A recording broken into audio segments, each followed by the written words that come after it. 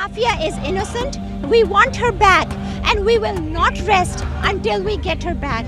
American state department ने on record ये बात कही है, उन्होंने कहा हमसे कभी भी पाकिस्तानी स्टेट ने ये इशू टेकअप किया ही नहीं। यानी इशू टेकअप किया वो ना माने वो एक अलग बात है, हमने तो कभी ऑफिशियली खत तक नहीं लिखा। आफिया का केस जो है वो बहुत ही लीगल हवाले से आप देख लें तो उसकी सज़ा बनती ही नहीं है, वो बेगुनाह है। This is an extremely traumatized human being who needs human rights and needs help. Aafia Siddiqui साहिबा ने अपना एक ख्वाब सुनाया अपनी वालदा को। उन्होंने कहा कि उनको ख्वाब में रसूलुल्लाह सल्लल्लाहु अलैहि वसल्लम की ज़ियारत हुई, तो उन्होंने रसूलुल्लाह सल्लल्लाहु अलैहि वसल्लम से पूछा, या रसूलुल्लाह मेरा ये इम्तिहान कब ख़त्म होगा? उन्होंने बड़े प्यार से कहा कि बेटी तुम्हारा इम्तिहान नहीं है, ये मेरी उम्मत का इम्तिहान है। You know, they give her 80 years in prison, for goodness sake. She's not going to live for 80 years. She's not eligible to be set free until she's 115 years old. Recently ये जो डॉक्टर आफिया सिद्दीकी का case कितने अरसे से ये pending रहा और लोगों को इसके बारे में कन्फ्यूजन्स भी रही। मतलब बेसिक मैं चाहता हूँ कि कम से कम चलें, जो भी आपको उनके बैकग्राउंड के बारे में पता है नहीं पता, क्या हम सारे कुछ पॉइंट्स पे अग्री नहीं कर सकते कि भाई चलें इवन ह्यूमन राइट्स पर्सपेक्टिव में अगर एक औरत को आपने इतने अरसे से कैद में रखा हुआ है, मैं चाहता हूं कि आप थोड़ा सा एक बेसिक ह्यूमन राइट्स पर्सपेक्टिव में बता दें कम से कम what we can all agree on, चाहे वो लिबरल तबका हो, चाहे वो हमारी दीनी जमातें हों, चाहे वो किसी भी आपका ताल्लुक स्कूल ऑफ थॉट से हो, कम से कम can we agree on some basic human rights. मैं चाहूँगा उस सिलसिले में कुछ आप ज़रा थोड़ी हमारी रहनुमाई। जी बिल्कुल जय भाई। डॉक्टर आफिया सिद्दीकी 2003 में पाकिस्तान से किडनैप हुई मार्च 2003 में, और उसके बाद इनिशियली जो उनकी फैमिली ने जो बात बताई है कि पाकिस्तानी गवर्नमेंट यानी जब इन्होंने उनसे रब्ता किया तो उन्होंने कहा कि वो हमारे पास है और आप खामोश हो जाएं, जिसकी वजह से वो थोड़े खामोश भी रहे। खैर बहरहाल 2008 में 7-8 में पता लगा कि वो अफ़गानिस्तान के अंदर है, बगराम जेल के अंदर। फिर उसके बाद अचानक से वो उनको अमेरिका शिफ्ट किया गया, अमेरिका में उनके खिलाफ ट्रायल हुआ और फिर उनको 86 ईयर्स की सज़ा सुनाई गई। अभी अमेरिका जाने से पहले डॉक्टर फौजिया इस्लामाबाद आई थी। Afia is innocent. We want her back and we will not rest until we get her back. इधर इस्लामाबाद हाई कोर्ट में उनका केस था और उनके लॉयर क्लाइव स्मिथ भी साथ थे। ये बात पता चल गई है कि डॉक्टर आफिया को पाकिस्तान लाने में कोई चीज़ रुकावट नहीं है, सिर्फ हिम्मत चाहिए, सिर्फ जज्बा चाहिए, सिर्फ मनसूबाबंद अंदाज से जदोजहद चाहिए। कोई कानूनी कोई सियासी रुकावट नहीं है, लेकिन गुज़िश्ता 20-22 साल से उसके लिए कोशिश नहीं की गई। इसी तरह सेनेटर मुश्ताक साहब भी उनके साथ गए हैं, तो बल्कि सेनेटर मुश्ताक के साथ हमने एक वीडियो भी रिकॉर्ड की, शायद बहुत सारे आपके व्यूवर्स ने देखी भी हो। डॉक्टर फौजिया सिद्दीकी 20 साल बाद अपनी बहन डॉक्टर आफिया सिद्दीकी से मिलने अमेरिका जा रही है।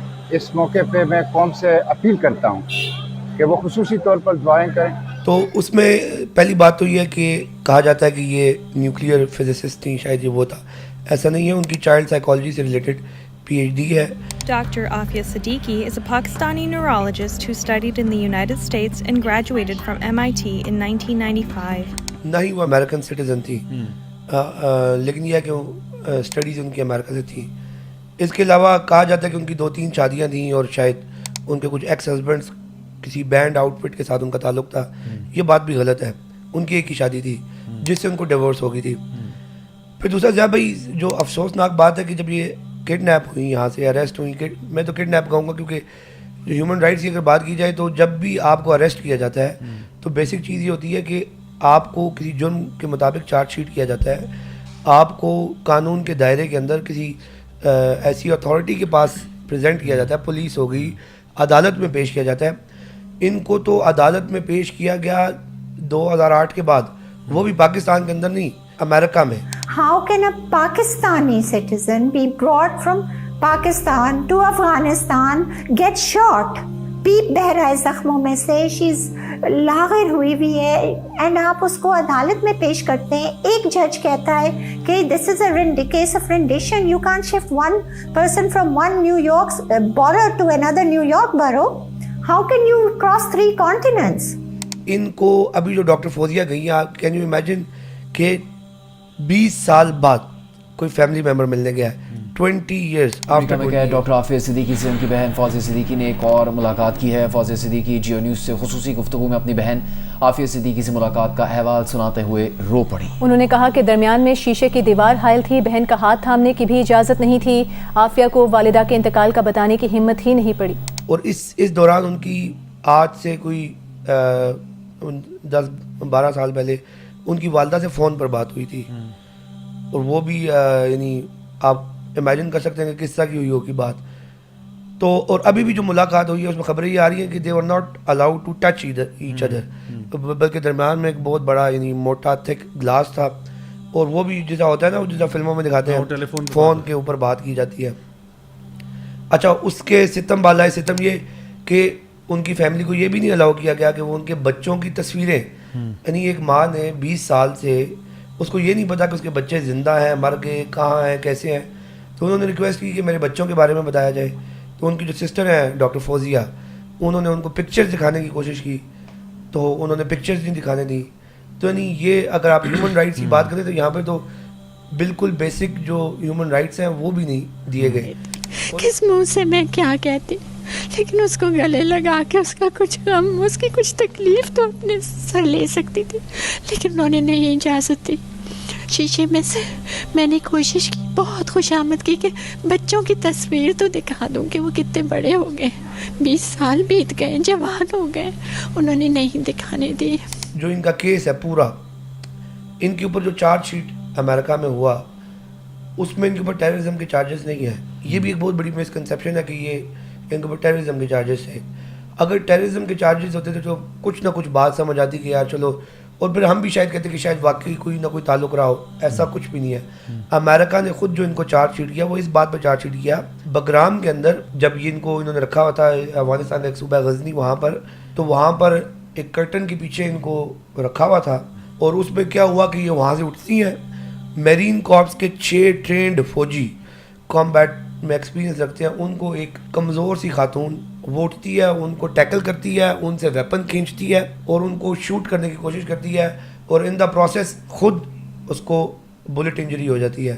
اور وہ مسجد کی دیوار تک نہیں پہنچی کہ شی سلمپڈ. اس حالت میں آپ سوچیں عافیہ وہاں پہ تھی جب وہ کہتے ہیں کہ اس حالت میں اس نے جو ہے ان کے لہیم شہیم لشکر منیر 6 فٹ والے جو ہیں سولجرز, ان سے گن چھین لی.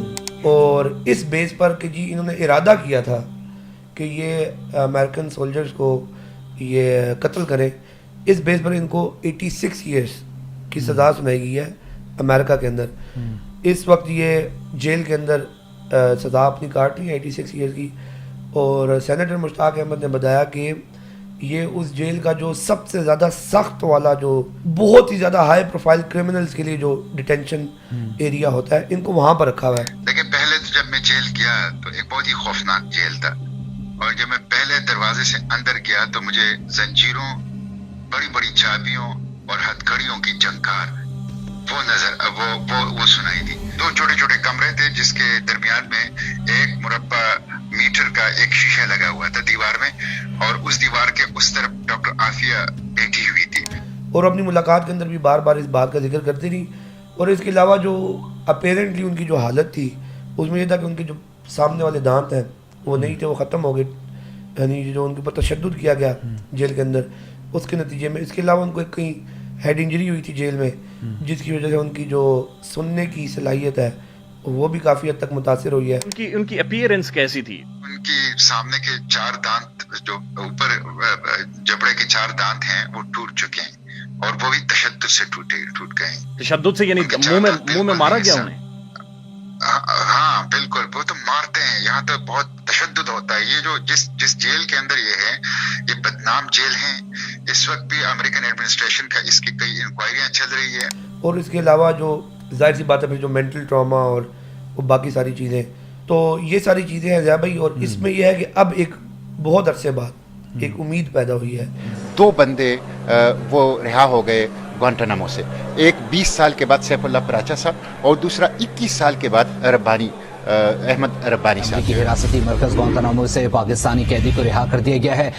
सैफुल्लाह कराचा आज सुबह पाकिस्तान पहुंच गए हैं। हुकाम ने 2 पाकिस्तानी भाइयों को 20 साल तक बगैर किसी इल्जाम के गुआंतानामो बे जेल में कैद रखने के बाद जुमेरात को उनके वतन वापस पहुंचा दिया गया। तो मैं समझता हूँ उसके बाद हमें बिल्कुल वाज़ेह रोशनी नज़र आ रही है कि अगर सीरियस एफर्ट्स की जाए, कॉम्प्रहेंसिव एफर्ट्स की जाए, इखलास के साथ एफर्ट्स की जाए, तो डॉक्टर आफिया सिद्दीकी का केस जो है वो बिल्कुल आसान है कि हम उनको रिहाई दिला सकते हैं। अब हम उम्मीद करते हैं कि आइंदा भी इंशाल्लाह जो वक्त गुजरता है, और मैं समझता हूँ कि कोई भी बंदा जो एक नॉर्मल रैशनल इंसान है ना, मैं तो अभी ये नहीं कह रहा मुसलमान है या पाकिस्तानी है, कुछ भी है, आई थिंक हर इंसान ये बात एग्री कर सकता है कि देखें ह्यूमन डिग्निटी कोई चीज़ होती है।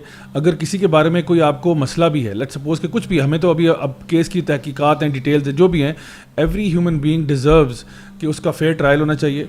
अगर उसकी सज़ा बनती है तो सज़ा दें, आप बाकायदा उसके ऊपर चार्जेस लगाएं ना। और ये केस बड़ी हैरानगी की बात है ज़िया भाई, यानी आपको भी पता होगा, आपके व्यूअर्स भी सुन रहे हैं, ये केस ऐसा केस है कि मेरा ख्याल है शायद ही कोई बंदा हो पाकिस्तान में जिसको डॉक्टर आफिया सिद्दीकी के बारे में कुछ ना कुछ ना मालूम हो।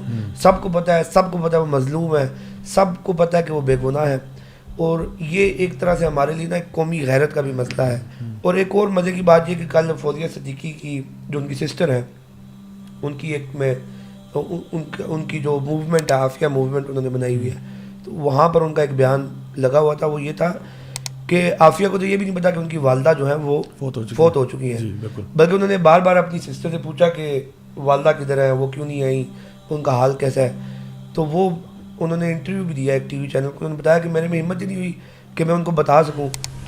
उसने अम्मी का पूछा, मेरे दिल में मुझसे कुछ नहीं कहा गया। मैंने कहा तुम अहमद का सुनो, तुम मरियम का सुनो। मैं उसको यूँ टालती गई, और मैं अम्मी के अम्मी ने कहा था हिम्मत नहीं हारना, अम्मी ने यूँ कहा, अम्मी ने यूँ, अम्मी की बातें, लेकिन मुझसे उससे नहीं बताया गया। तो खैर, तो बहरहाल ये सूरत हाल है। इसमें यह है कि अभी एक उम्मीद पैदा हुई है और कोशिश की जा रही है कि कंपैशनेट रिलीज़ के ज़ुमरे में इनको कर दीजिए। और बहुत सारे लीगल चैलेंजेस भी हैं, मसलन प्रिजनर एक्सचेंज का होता है मामला, लेकिन उसमें बताया जा रहा है कि उसके लिए सिर्फ उन कंट्रीज़ के साथ होता है जिनके साथ ट्रीटीज़ हो। तो पाकिस्तान के अमेरिका के साथ कोई ऐसी ट्रीटी नहीं है कि जिसमें हमारा उनके साथ प्रिजनर एक्सचेंज हो सके। तो लिहाजा आप कोशिश करेंगे कंपैशनेट रिलीज़। और इसमें एक बहुत इंटरेस्टिंग बात जो पब्लिक अवेयरनेस के लिए बहुत ज़रूरी है, तो अमेरिकन स्टेट डिपार्टमेंट ने ऑन रिकॉर्ड ये बात कही है, उन्होंने कहा कि हमसे कभी भी पाकिस्तानी स्टेट ने ये इशू टेकअप किया ही नहीं। यानी इशू टेकअप किया हो वो ना माने वो एक अलग बात है, हमने तो कभी ऑफिशियली ख़त तक नहीं लिखा कि ये एक बेगुनाह हमारी सिटीजन है, इसके साथ ये मामला हुआ, तो आप इस पर हमें बताएं वगैरह वगैरह वगैरह। तो हमारी स्टेट ने कभी भी ख़त भी नहीं लिखा। तो ये बड़ी एक आप कह लें कि अजीब सी और मायूस कुन बात है। और दूसरा ये कि ज़िया भाई, यहाँ पर एक और बात मैं ऐड करना चाहूँगा। बैक इन 2011 जब उनकी वालदा की फ़ोन पर उनसे बात करवाएगी, तो आफिया सिद्दीकी साहिबा ने अपना एक ख्वाब सुनाया अपनी वालदा को।